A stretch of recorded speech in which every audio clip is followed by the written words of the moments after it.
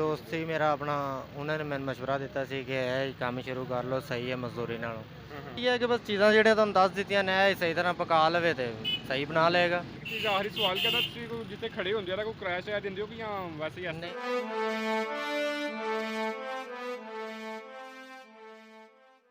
अस्सलाम वालेकुम व्यूअर्स, उम्मीद करता हूँ आप सब दोस्त खैरियत से होंगे। आज हम सियालकोट में मौजूद है एक नए बिज़नेस आइडिया के साथ और उम्मीद करते हैं कि आपको ये बिज़नेस आइडिया पसंद आएगा। और अगर पसंद आए तो हमारी वीडियो को लाजमी शेयर कीजिएगा ताकि किसी की शायद ज़िंदगी बदल जाए। और अगर आपने अभी तक हमारा चैनल सब्सक्राइब नहीं किया तो हमारे चैनल को सब्सक्राइब कीजिएगा ताकि हमारी हर आने वाली वीडियो आपके लिए एक मुफीद साबित हो। चलिए भाई का इंटरव्यू शुरू करते हैं। अस्सलाम वालेकुम। वालेकुम अस्सलाम सर। सर कैसे हैं? अच्छे हैं बिल्कुल सर माशाल्लाह, कितनी देर तक आ रहे हो काम? सर। हो गया 2-3 महीने, अभी गर्मियों का सीज़न शुरू किया है। पहले मजदूरी कर रहे थे। सर पहले कि मजदूरी करते थे? है ही दिहाड़ी दुप्पा मिस्त्रियां नाल। तो सर माशाल्लाह किस तरह ख्याल आया? बस है ही दोस्त ਸੀ ਮੇਰਾ ਆਪਣਾ, ਉਹਨਾਂ ਨੇ ਮੈਨੂੰ ਮਸ਼ਵਰਾ ਦਿੱਤਾ ਸੀ ਕਿ ਇਹ ਕੰਮ ਸ਼ੁਰੂ ਕਰ ਲਓ, ਸਹੀ ਹੈ ਮਜ਼ਦੂਰੀ ਨਾਲੋਂ।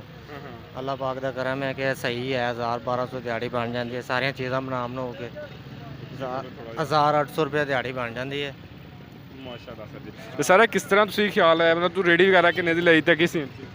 ਇਹ ਰੇੜੀ ਲਈ ਹੈ, ਅਲੱਗਾ ਲਈ 8000 ਦੀ, ਟੈਂਕੀਆਂ ਸ਼ੈਂਕੀਆਂ ਬਣਾ ਕੇ ਗਲਾਸ ਗਲੂਸ ਲੈ ਕੇ ਇਹ ਬਣ ਗਈ ਤਕਰੀਬਨ 22000 ਰੁਪਏ ਦੀ। ਇਹ ਟੈਂਕੀਆਂ ਕਿੰਨੇ ਦੀਆਂ ਸੀ, ਇਹਨਾਂ ਨੂੰ ਕੀ ਕਹਿੰਦੇ ਨੇ? ਇਹ ਟੈਂਕੀ ਹੈ ਸ਼ੀਸ਼ੇ ਦੀ, ਲਾਹੌਰੋਂ ਮੰਗਾਈਆਂ 4000 ਰੁਪਏ ਦੀ ਟੈਂਕੀ ਹੈ। 4000 ਦੀ ਇੱਕ ਟੈਂਕੀ, ਦੋ ਟੈਂਕੀ 8000 ਦੀਆਂ ਸਨ। ਆਹੋ ਜੀ। ਤੇ ਸਿਆਲਕੋਟ ਤੋਂ ਨਹੀਂ ਮਿਲਦੀਆਂ? ਨਹੀਂ ਸਿਆਲਕੋਟ ਤੋਂ ਸਰ ਨਹੀਂ ਮਿਲਦੀਆਂ। ਤੇ ਸਿਆਲ ਲਾਹੌਰੋਂ ਮੰਗਾਣੀ ਹੋਣੇ ਕਿਹੜੀ ਜਗ੍ਹਾ ਤੋਂ? ਇਹ ਲਾਹੌਰੋਂ ਮਿਲਣਗੇ ਸ਼ਿਮਲਾ ਪਹਾੜੀ ਦੇ ਸਾਹਮਣੇ ਬਿਲकुल। ਠੀਕ ਹੋ ਗਿਆ। ਫਿਰ ਉਸ ਤੋਂ ਬਾਅਦ ਸਾਰੇ ਤੂੰ ਗਲਾਸ ਵਗੈਰਾ ਵੀ ਮੰਗਵਾਏ? ਆਹੋ ਗਿਲਾਸ, ਆਮ ਗਲਾਸ ਨਹੀਂ ਸਪੈਸ਼ਲ ਹੁੰਦੇ ਨੇ? ਸਪੈਸ਼ਲ ਗਿਲਾਸ ਹੁੰਦਾ ਸ਼ਰਬਤ ਦਾ VIP। ਇਹਦੇ ਚ 2 ਨੰਬਰ ਵੀ ਹੁੰਦਾ ਹੈ, ਅਸਲ ਵੀ ਹੁੰਦਾ ਹੈ। ਇਹਦੀ ਅਸਲ ਤੇ 2 ਨੰਬਰ ਦੀ ਕੀ ਪਛਾਣ ਹੈ? ਇਹ ਰੰਗ ਹੁੰਦਾ ਨਾ, ਇਹ ਵੇਖੋ, ਇਹ ਸਫੈਦ ਹੈ। ਜੀ ਜੀ। ਇਹ ਵੇਖੋ, ਇਹ ਥੋੜਾ ਜਿਹਾ ਫਿੱਕਾ ਰੰਗ ਹੈ। ਜੀ ਜੀ।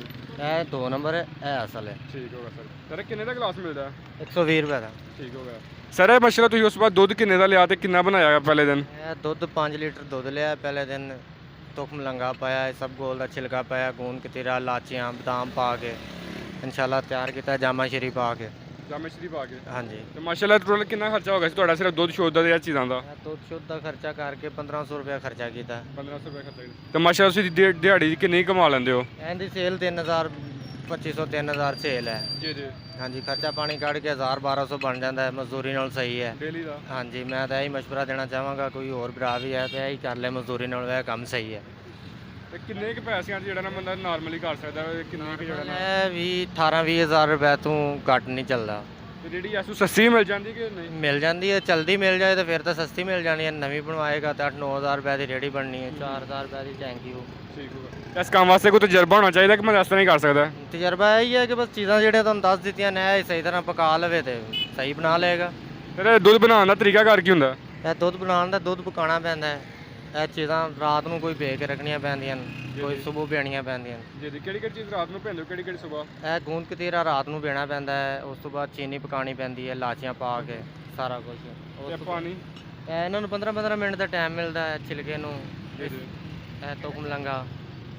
ਠੀਕ ਹੋਗਾ ਸਰ। ਹਾਂਜੀ। ਤੇ ਹੁਣ ਬਾਕੀ ਫਿਰ ਤੁਸੀਂ ਮਾਸ਼ਾਅੱਲਾ ਅੱਛੀ ਖਾਸੀ ਦਿਹਾੜੀ ਲਗਾ ਰਹੇ ਹੋ। ਜੀ ਬਿਲਕੁਲ। ਮਸ਼ਵਰਾ ਹੀ ਦਵੋਗੇ ਕਿ ਕੰਮ ਹਾਂਜੀ। ਤੁਸੀਂ ਕਰ ਲਓ, ਬਿਹਤਰੀਨ ਹੈ। ਹਾਂਜੀ ਬਿਹਤਰੀਨ ਹੈ, ਠੀਕ ਹੋਗਾ ਬਹੁਤ ਸਰ। ਬਿਹਤਰੀਨ ਹੈ। ਮਾਸ਼ਾਅੱਲਾ ਬਹੁਤ ਸ਼ੁਕਰੀਆ। ਤੇ ਇੱਕ ਚੀਜ਼ ਆਖਰੀ ਸਵਾਲ ਕਹਿੰਦਾ ਤੁਸੀਂ ਜਿੱਥੇ ਖੜੇ ਹੁੰਦੇ ਆ ਤਾਂ ਕੋਈ ਕਿਰਾਇਆ ਸ਼ਾਇਆ ਦਿੰਦੇ ਹੋ ਕਿ ਜਾਂ ਵੈਸੇ ਹੀ ਇਸ ਤਰ੍ਹਾਂ ਹੀ? ਨਹੀਂ ਫਿਲਹਾਲ ਤਾਂ ਨਹੀਂ ਦਿੰਦੇ, ਕਿਉਂਕਿ ਰੋਡ ਦਾ ਹੀ ਕੰਮ ਹੈ ਸਾਡਾ।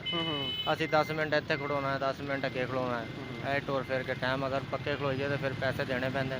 ठीक है। चलो ठीक है सर, बहुत शुक्रिया आपका कीमती टाइम देता। मज़ीद उम्मीद करते हैं कि आपको ये वीडियो हमारी पसंद आई होगी। अगर वीडियो हमारी पसंद आई है तो लाजमी शेयर कीजिएगा ताकि ये किसी के लिए मुफीद साबित हो सकती है।